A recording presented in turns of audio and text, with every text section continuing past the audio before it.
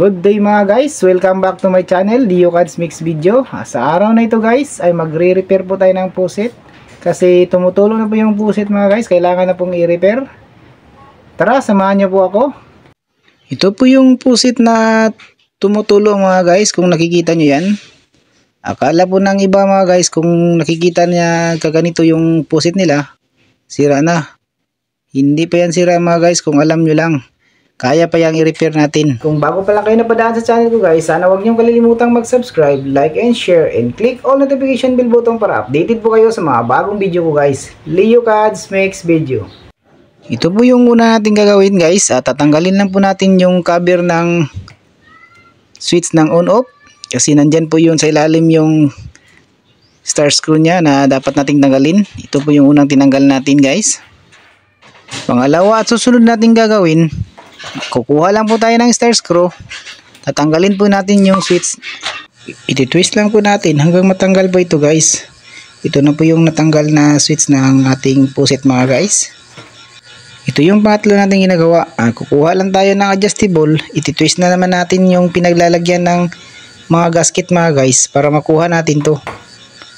Pagkatapos na matanggal ito guys, papakita ko po sa inyo kung saan po dito yung ating papalitan. Ito na po yun mga guys ha. Nakikita nyo yung kulay blue at saka yung white sa gitna. Yan po yung ating papalitan. Kasi sira na po yan guys. Ito po yung dahilan mga guys kung bakit na tumatagas yung ating pusit. Papalitan niya natin ng bago sa halagang 47 pesos. Ito na po yung pangpalit natin mga guys. Buksan lang natin. Ipapakita ko sa inyo kung paano po natin ito ilalagay.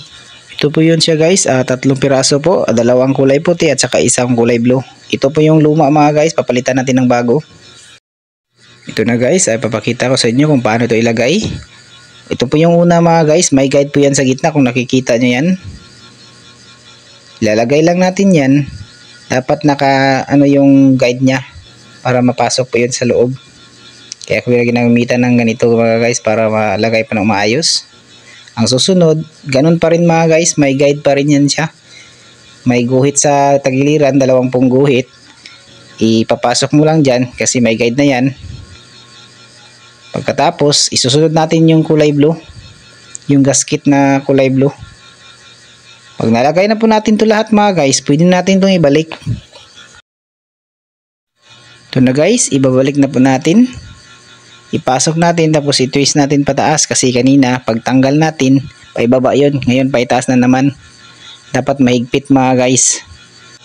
Ito na guys, dahil tapos na po yung nahigpitan natin yung ating ginagawa, susunod na po natin yung switch mga guys, yung pang on off natin. Ito po yung lock nya, screw bolt. Lalagay muna natin yung switch, pagkatapos lalagyan natin ng screw bolt, gagamitan natin ng star screw. Ito na guys, pagkatapos na mahigpitan natin yan, ito na po yung panghuli natin nilalagay, yung plain lang po na pangtakip ng screw bolt mga guys para malinis po tingnan. Pagkatapos na malagay mga guys, susubukan po natin kung okay na ba yung ating ni-repair na pusit mga guys. Isi-switch lang po natin yung on, tapos i-off. Tapos titingnan natin kung tumatagas pa ba yung ating pusit na ni-repair. Sa halagang 47 pesos mga guys, tingnan nyo. Hindi na po yan tumatagas. Maraming salamat nga pala sa inyong panonood. Abangan nyo yung susunod kong video guys. Marami pa po akong papakita sa inyo. Kung may comment po kayo guys, comment lang po kayo sa baba. Maraming salamat po sa inyo. God bless you all.